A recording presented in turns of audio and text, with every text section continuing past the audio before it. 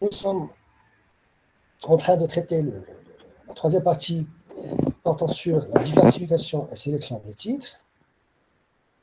Nous sommes en train de traiter le chapitre 5 sur les stratégies d'investissement. Nous avons fini les stratégies de gestion passive, et on va faire une application sur l'optimisation quadratique. Avant de commencer l'exercice, je vous fais un rappel sur l'algèbre matricielle. Donc, essayez d'utiliser ce rappel pour pouvoir réussir la résolution de l'exercice. Donc, soit un investisseur qui souhaite construire un portefeuille efficient à partir des actions de la société Managing et la société Aflac. Donc, je vous donne un dessin qui montre le portefeuille efficient, ça veut dire avec un résultat attendu, on obtient un portefeuille, donc la variance entre les différentes portefeuilles qui ont la rentabilité attendue est égale à 0. On va prendre celui avec une variance minimum. Donc, pour trouver le portefeuille efficient, on va opérer une optimisation du programme quadratique suivant. Donc, la somme des poids du portefeuille doit être égale à 1. Les poids choisis qu'on va choisir. Le résultat attendu cible est de 0,6 et on doit minimiser la variance. Donc, TW, on entend par TW, c'est la matrice transposée de la matrice W. Pour résoudre ce programme quadratique, nous allons recourir à la méthode du multiplicateur de Lagrange. Donc, sur la base de cette méthode, donc W qui minimise la variance et W est égal à W1 plus la rentabilité du portefeuille attendu ou cible multiplié par W2. Donc, l'expression de la variance en fonction de 0 est la suivante. Donc, nous avons les différentes formules qui vont nous permettre de calculer W1, W2, A, B, C et petit d. Donc, W1 à quoi est égal à W1 est égal à 1 sur petit d multiplié par la différence entre P multiplié par la matrice inverse de la variance fois la matrice E moins la matrice A fois la matrice inverse de V et la matrice de la rentabilité des deux actifs. Donc, ainsi de suite. Donc, W2 est 1 sur D multiplié par la différence entre C multiplié par la matrice inverse multiplié par la matrice de la rentabilité des deux actifs moins la matrice A fois la matrice inverse de la variance fois la matrice de E. A est égal à la matrice transposée de E, multipliée par la matrice inverse de la variance fois la matrice de la rentabilité des deux actions. B est égal à la transposée de la matrice de la rentabilité des deux actifs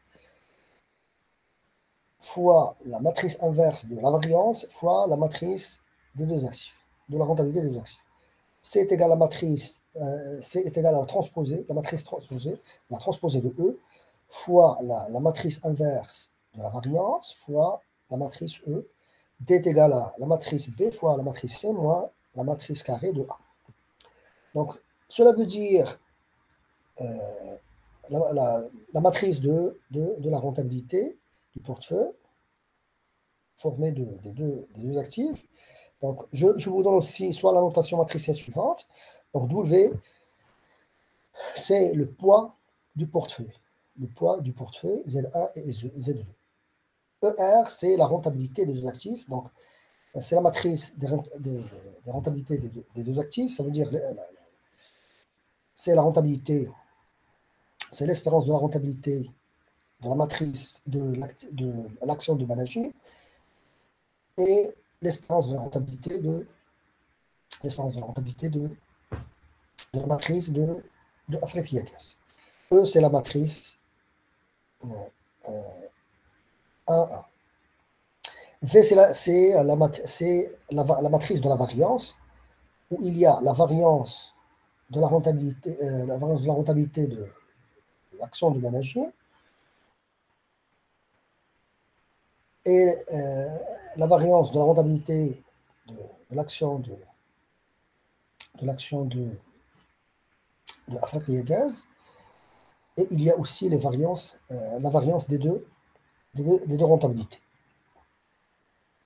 Donc, je vous donne aussi certaines données. Donc, la variance, je vous donne les valeurs des différentes variances ainsi que de la covariance. Je vous donne aussi la matrice inverse pour vous aider. Donc, de plus, je vous donne l'espérance de la rentabilité de l'action de manager, l'espérance de la rentabilité de l'action d'Africa et aussi la variance de la rentabilité des deux actions ainsi que la covariance. Donc, la première question, calculer la matrice W. Donc, pour calculer la matrice W, pour calculer la matrice W, on aurait besoin de calculer W1 et W2. Donc, nous avons la valeur de E1, E0. E0 est égal à 0,6. Mais il nous faut le calcul de W1 et W2. Pour calculer W1, nous avons la formule. W2, nous avons la formule aussi. Donc, on va commencer par le calcul de W1.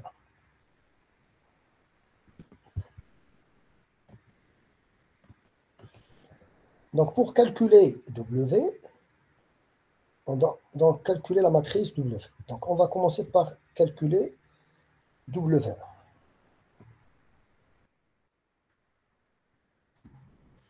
Donc, on va calculer W1. Pour calculer W1, nous aurons besoin de quoi? Donc, W1, pour calculer W1, nous aurons besoin de calculer petit d, calculer B, calculer A. Donc, et les autres matrices, nous avons les données y afférentes. Les données y afférentes.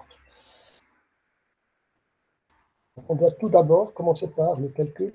On va calculer A, et puis B, et puis D. Donc, pour arriver à calculer W1. Donc, nous allons commencer par... Donc, pour calculer W1, on aurait besoin de... Donc, je vais la mettre ici pour pouvoir...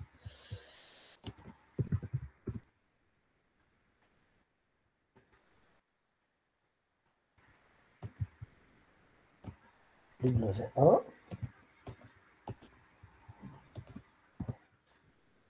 On va calculer W1. Donc, pour calculer W1, on aurait besoin de calculer A.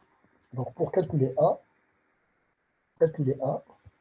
on doit déclarer sur à l'aide de langage R, on aurait besoin de déclarer la matrice de la variance. Donc, pour déclarer la matrice de la variance, nous avons la formule suivante. Donc, c'est sur la base de cette formule qu'on peut déclarer sur R la matrice de la variance. Donc, la valeur de la matrice de la variance, nous l'avons dans la présentation. Donc, je vais copier et coller sur R. Donc là, j'ai déclaré la matrice de la variance. Donc, je vais maintenant afficher les valeurs. Oui, donc c'est correct. Je vais prendre ces valeurs et je vais les mettre dans une feuille. Il y a les réponses. On calcule A. Maintenant, j'ai calculé V.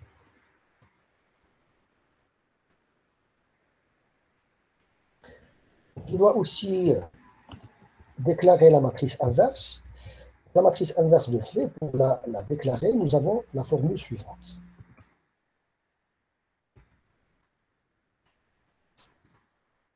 Donc, j'ai déclaré la matrice inverse de la matrice de la variance. Donc, il suffit d'afficher les valeurs. Donc là, ce sont les valeurs de la matrice inverse. Donc, je vais copier, désolé, j'ai tapé V, je vais taper VI.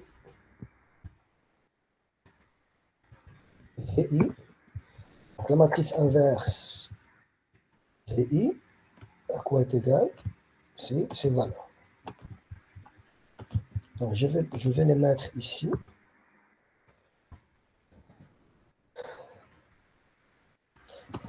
Maintenant, je dois déclarer la matrice E. Pour déclarer la matrice E, j'ai la formule suivante. Je tape Entrée et j'affiche les valeurs de E. Donc, pour s'assurer que la matrice a été bien déclarée. Donc, je mets la réponse. Donc, maintenant, je dois déclarer aussi la matrice transposée de E. Pour déclarer la matrice transposée, il suffit de taper ce code. Donc, je déclare la matrice transposée, j'affiche la matrice transposée, la matrice transposée de E.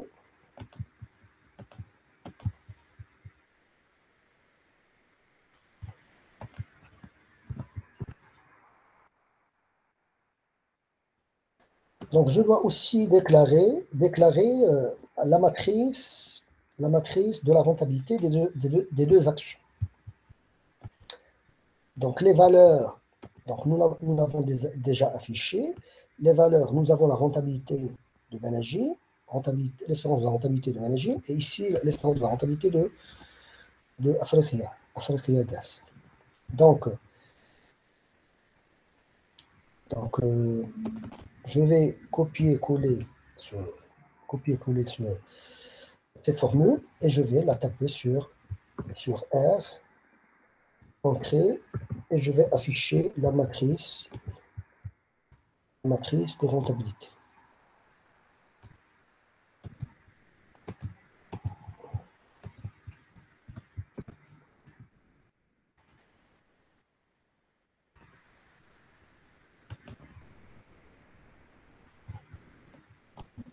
Donc, je vais agrandir celle-là. E.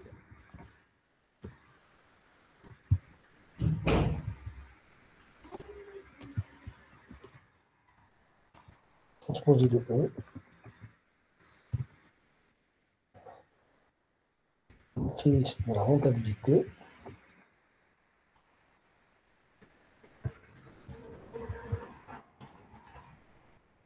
Donc maintenant, je vais taper la formule de calcul de A sur R. Pour calculer A, il suffit de taper cette formule.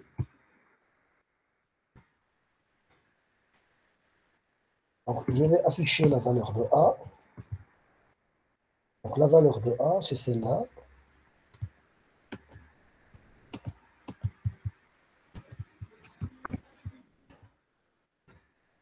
La valeur de A. Maintenant, on va passer au calcul de B. Donc, pour calculer B, donc nous avons déjà calculé la matrice. Nous avons déjà déclaré la matrice de la rentabilité, la matrice inverse de la variance. Maintenant, il nous reste juste de déclarer la matrice transposée de la rentabilité. Donc, je vais la déclarer. Je vais afficher les valeurs.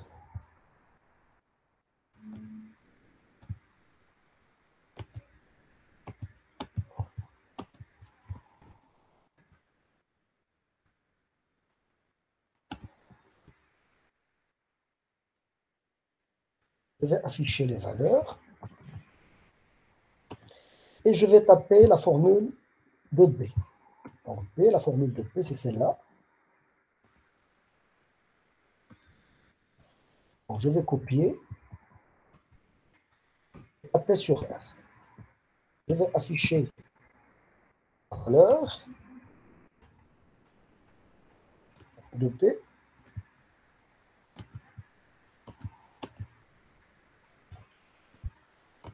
Et je vais la mettre ici. Et je vais agrandir la photo pour que vous puissiez voir le résultat.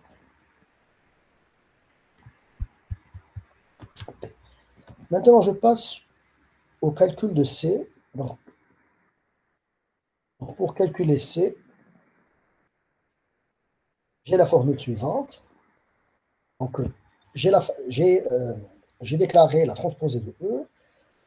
La matrice inverse de la variance, elle est aussi déclarée. Et j'ai aussi déclaré la matrice E. Donc, pour calculer C, il suffit de taper la formule suivante.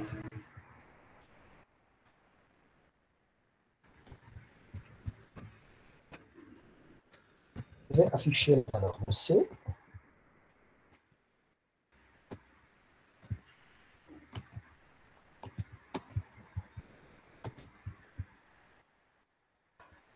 Et je vais agrandir la valeur de C.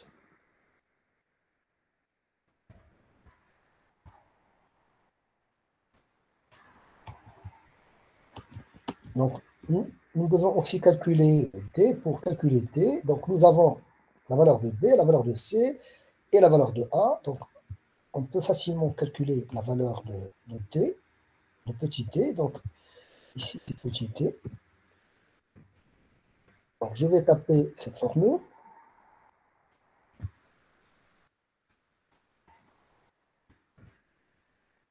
Donc, j'affiche la valeur de petit d.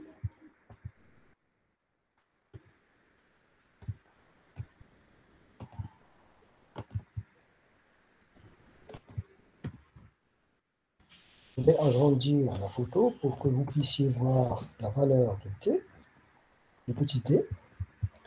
Donc, maintenant, j'ai la possibilité de calculer la valeur de W. Donc, pour calculer la valeur de W, donc je vais taper cette formule, mais le problème, c'est que parfois, il y a des problèmes de calcul en R. Donc, je vais apporter un jeu de technique. Je vais remplacer certains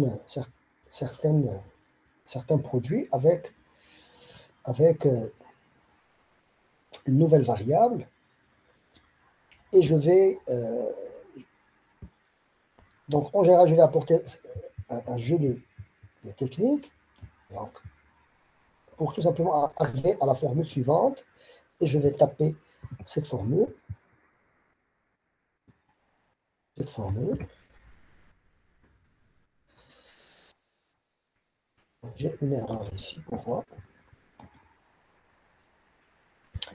Donc, j'ai changé la valeur de W, oui. Je n'ai pas déclaré P1 et P2. Je dois déclarer tout d'abord P1 et P2. P1. Et je dois aussi déclarer P2. Par la suite, je peux calculer W1. Quoi est égal à W1? Je tape. Ça, c'est la réponse. Donc, nous avons trouvé la valeur de W1. Je vais la mettre ici.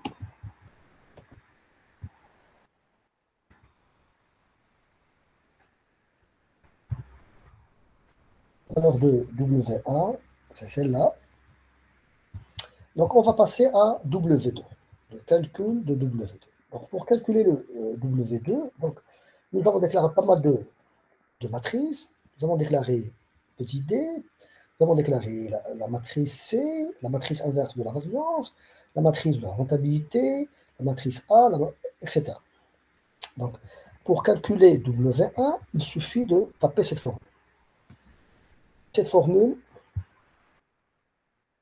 Cette formule nécessite un jeu de technique. Je vais faire la même chose. Donc, W. Donc, j'ai déjà déclaré P1 et P2. Donc, j'ai utilisé les mêmes variables P1 et P2. Donc, je vais taper cette formule. W2. égal, W2 à quoi est égal? Donc ça, c'est la réponse de W2.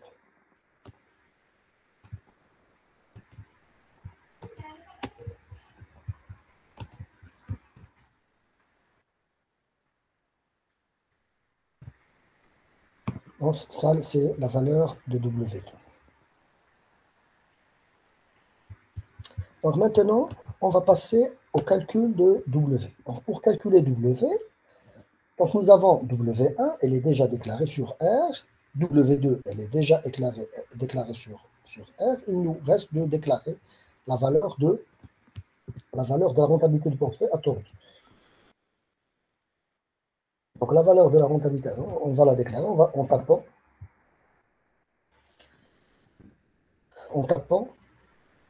la valeur de E0. Donc maintenant, E0 est déclaré. Donc pour calculer W, la formule est celle-là. Pour tout simplement s'adapter au mode de calcul sur le langage R, j'ai aussi changé la position de E0. Donc la formule est celle-là.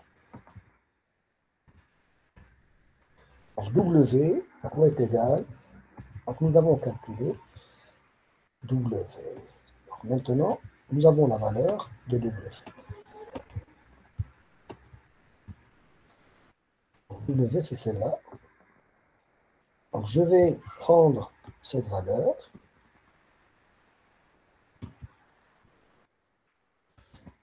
On peut mettre la réponse sur la présentation. Donc on aurait besoin d'une matrice avec deux lignes et une colonne. Donc la première valeur, c'est là. Deuxième valeur est celle-là. Deuxième valeur est celle-là. Donc on peut mettre ici W est égal.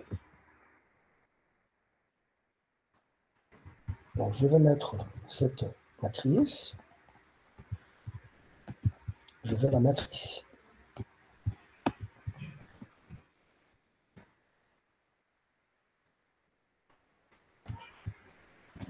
Donc ça, c'est la matrice, c'est le poids du portefeuille. Ça veut dire, si on veut donner un conseil à l'investisseur, on va lui donner le conseil suivant, c'est tout simplement d'investir 24,64,65 de son patrimoine destiné aux actifs risqués. Donc, on va lui conseiller de l'investir dans les actions de manager. Et d'investir, par exemple, c'est juste un exemple, et on peut lui conseiller aussi d'investir 75,35% de son patrimoine destiné aux actifs risqués dans l'achat des actions de Afrique. C'est juste un exemple pédagogique. Il ne s'agit pas d'un conseil apporté aux acteurs au niveau du marché financier. Ils peuvent utiliser la même formule, ils peuvent utiliser la méthode d'optimisation quadratique pour trouver leur portefeuille efficient. Mais dans notre exemple, ici, c'est juste un exemple pédagogique. Il est destiné aux étudiants du master. Juste une parenthèse. Donc, on va passer à la deuxième question et on doit calculer l'écart type. Donc, pour calculer l'écart type, donc on aurait besoin de calculer tout d'abord la variance. Donc, pour calculer la variance, il suffit d'utiliser cette formule. Donc, pour utiliser cette formule, donc, la traduction sur R de cette formule, c'est celle-là. Donc, j'ai aussi utilisé certains changements. J'ai changé la position de certaines variables pour être sûr que le fait de commencer avec par exemple, avec certaines matrices, en grosso modo, vous pouvez utiliser cette technique pour faciliter le calcul sur R. Donc, je vais déclarer tout d'abord la variance du portefeuille en utilisant cette formule. Donc, la traduction de cette formule sur R est celle-là. je vais copier cette formule.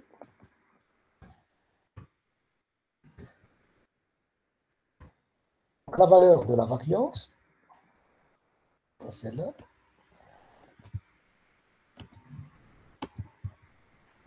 Donc, je vais la mettre ici. C'est la question numéro 2. Donc, la valeur de la variance est celle-là.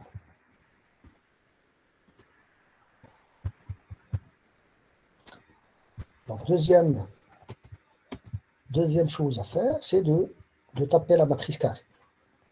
Plutôt, la racine carrée de la variance pour trouver l'écart type du portefeuille. Pour trouver l'écart type de la rentabilité du portefeuille, donc on aurait besoin de taper cette formule. Donc l'écart type est égal à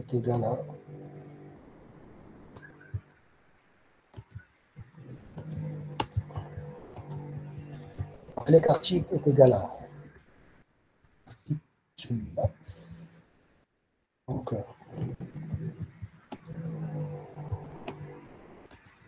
Donc là, donc je vais taper la formule.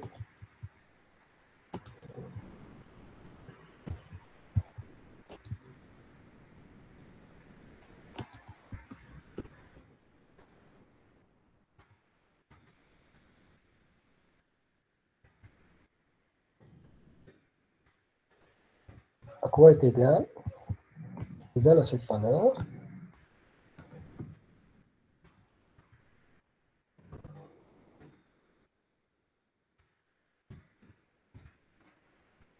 Je vais agrandir un peu cette valeur. Et je vais la copier-coller sur la présentation.